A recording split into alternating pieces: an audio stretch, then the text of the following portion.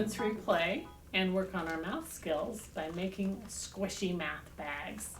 Today I used a Ziploc bag with a Sharpie for a black line down the middle, and I filled it with dollar store hair gel. Then I added 10 beads, 5 of one color and 5 of another color. It's really fun and can also be soothing to squish the beads around and feel that gel moving through the bag. And as you do, you can work on moving the beads, some beads on one side of the line and other beads on the other side of the line. So even though there are 10 beads, you can move the beads around so that they always add up to 10, and you can play with discovering different sets of numbers that equal 10.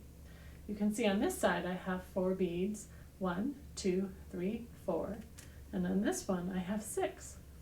1, 2, 3, 4, 5, 6. And when we add them all together, we get 10.